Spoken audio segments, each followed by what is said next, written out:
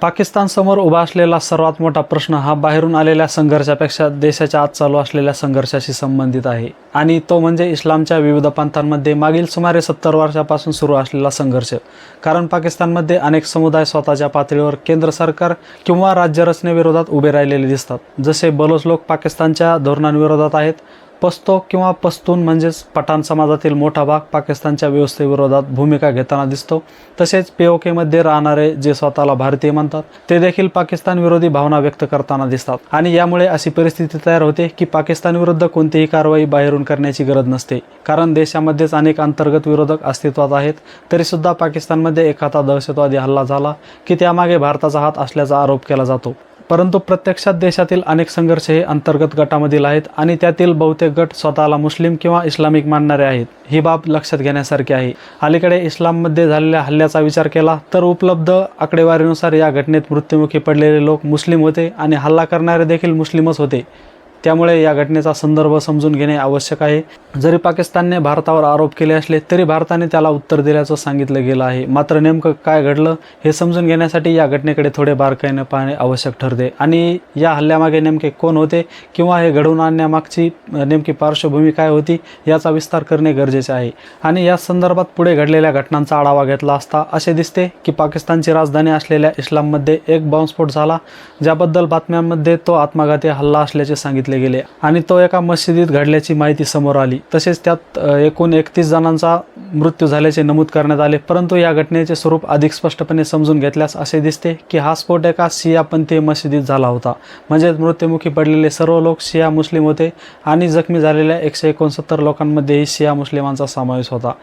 येथे शिया असा विशेष उल्लेख करण्यामागचे कारण असे की पाकिस्तानमध्ये लोकसंख्येचा सुमारे 85% भाग सुन्नी मुस्लिमांचा असून सत्ता संरचना त्यांच्या प्रभावाखाली आहे. तर शिया आणि अहमदिया या समुदायांना दुय्यम स्थान दिले जाते आणि काही सुन्नी दृष्टिकोनानुसार त्यांना मुस्लिम मानले जात नाही. त्यामुळे हा संघर्ष पाकिस्तानविरुद्ध बाहेरचा कोणता देश नसून अंतर्गत तणावाशी संबंधित असल्याचे स्पष्ट होते. आणि या हल्ल्यात मृत्युमुखी पडलेले लोक शिया असल्याने या घटनेचे अचूक चित्र समोर ठेवणे आवश्यक आहे. पुढे या हल्ल्याच्या तपशिलांकडे पाहिल्यास असे सांगितले जाते की सुन्नी पंथांशी संबंधित असलेला एक दहशतवादी मशिदीत प्रवेश करण्याचा प्रयत्न करत होता. त्याला प्रवेशद्वारावर अडवण्यात आले तरीही तो गोळीबार करत आत शिरला आणि नमाज अदा करण्यासाठी बसलेल्या लोकांच्या मागील रांगेत जाऊन त्याने शरीरावर बांधलेल्या जॅकेटमधून स्फोट घडवून आणला.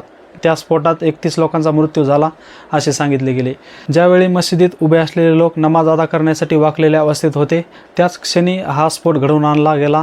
आणि त्यामुळे या घटनेतून दिसून येणारी परिस्थिती अशी आहे की सुन्नी आणि शिया यांच्यातील तणाव काही वेळा धर्माच्या व्यापक चौकटीपेक्षा अधिक तीव्र स्वरूप धारण करतो की काय असा प्रश्न निर्माण होतो. कारण पाकिस्तानमध्ये शिया तसेच अहमदिया समुदायाविरोधात अशा प्रकारचे हल्ले वारंवार घडत असल्याचे सांगितले जाते. आणि गेल्या 20 वर्षांच्या काळात अशा घटनांमध्ये सुमारे 4000 शिया लोकांचा मृत्यू झाल्याचे नमूद केले गेले आहे. जरी पाकिस्तानमधील काही नेते या घटनेमागे बाहेरील देशांचा हात असल्याचे म्हणत असले तरी या दृष्टिकोनातून असे मानले जाते की देशाच्या अंतर्गत परिस्थितीमुळे असे संघर्ष निर्माण होत आहेत आणि बाहेरील कारणांचा आधार घेण्याची गरज नसते. या विशिष्ट घटनेबाबत जबाबदारी इस्लामिक स्टेट म्हणजेच ISIS या संघटनेने स्वीकारल्याचे सांगितले गेले असून त्यामुळे प्रत्यक्षात हल्ला कोणी केला याबद्दल वेगवेगळ्या दाव्यांमध्ये मतभेद दिसतात. इस्लामिक स्टेट्सशी संबंधित विविध गट अस्तित्वात आहेत आणि त्यापैकी काही गट तहरीक-ए-तालिबान पाकिस्तानशी जवळीक राखतात.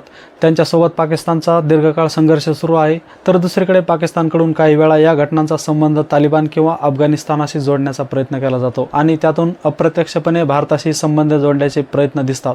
परंतु या दृष्टिकोनानुसार या घटनेची जबाबदारी देशांतर घटनांवरच येते आणि याच पार्श्वभूमीवर भारत सरकारकडून प्रतिक्रिया देताना परराष्ट्र मंत्रालयाच्या प्रवक्त्यांनी इस्लामाबादमधील मशिदीत झालेल्या स्फोटाचा निषेध व्यक्त करून जीवितहानीबद्दल शोक व्यक्त केला. तसेच पाकिस्तानने आपल्या अंतर्गत समस्याकडे लक्ष देण्याऐवजी इतरांवर दोषारोपण करणे योग्य नसल्याचे सांगितले गेले आणि भारतावर केलेले आरोप निराधार असल्याचे स्पष्ट केले. यामधून असा संदेश दिला गेला की ही समस्या पाकिस्तानच्या अंतर्गत स्वरूपाची आहे आणि त्यावर उपाय शोधण्याची जबाबदारी ही पाकिस्तानचीच आहे. याची तुलना काही जण अशा उदाहरणाशी करतात की जणू एखाद्या घरातच वाढलेला धोका शेवटी त्याच घराला त्रास देऊ लागतो आणि त्यामुळे त्याचे परिणाम देशालाच भोगावे लागतात. या घटनेबाबत पाकिस्तानमधील समाजाची प्रतिक्रिया कशी असेल याबद्दल विविध मते व्यक्त होत असली तरी काही दृष्टिकोनानुसार पंथीय विभागणीमुळे सर्व घटक समान पद्धतीने प्रतिक्रिया देत नाहीत अशी चर्चा होते. तसेच सध्या फितना अल ख्वाराजी नावाच्या संघटनेशी संबंधित व्यक्तीचा या घटनेचे संबंध TTPशी जोडले जातात.